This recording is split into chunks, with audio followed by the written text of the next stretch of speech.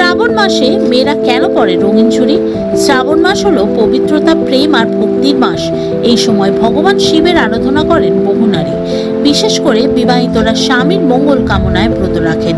আর এই সময় তারা হাতে পরে রঙিন চুড়ি, কারণ বিশ্বাস করা হয় চুড়ির শব্দ শিবের কানে পৌঁছে দেয় এক নিবেদন, স্বামীর দীর্ঘায়ু ও সংসারের শান্তি প্রার্থনা। শ্রাবণ মাসে সবুজ চুড়ির গুরুত্ব সবচেয়ে বেশি। সবুজ মানে সতেজতা, প্রজনন, নতুন জীবনের প্রতীক। হিন্দু বিশ্বাস অনুযায়ী সবুজ চুড়ি পরলে গর্ভধারণের সম্ভাবনা বাড়ে, সন্তান ভালো থাকে আর সংসারে সুখ সমৃদ্ধি বজায় থাকে। এই কারণে কুমারী, নববধূ আর প্রায় সব বিবাহিত নারী এই মাসে সবুজ চুড়ি পরে। অনেকে আবার শিব পার্বতীর মিলনের প্রতীক হিসেবে চুড়ির শব্দকে মানেন। চুড়ির শব্দ শুধু শোনার জন্য নয়, বিশ্বাস করা হয় এই শব্দ নেগেটিভ এনার্জি দূর করে, ঘর সংসারে ছড়িয়ে দেয় এক আশীর্বাদপূর্ণ কম্পন।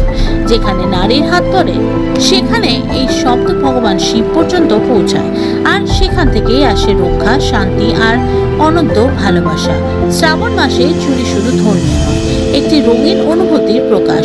মেয়েরা সাজে, গান গায়, একসঙ্গে চুড়ি বদল করে। বন্ধুত্ব, ভালোবাসা ও একান্নতার প্রতীক তৈরি হয়। এই মাসে চুড়ি হয়ে ওঠে নারীত্বের প্রতীক, নরম, শক্তিশালী, ধ্বনিময় আর আধ্যাত্মিক। বন্ধুরা, শ্রাবণ মাসে মেয়েদের চুড়ি পরার এই প্রথা শুধু একটা সাজগোজের বিষয় নয়, এটা এক আত্মিক বিশ্বাস, একটা প্রার্থনা, একটা ভালোবাসার নিঃশব্দ আরাধনা, যার শব্দ শুধু আমরা নয়, শুনে ফেলেন ভগবান শিব নিজেই।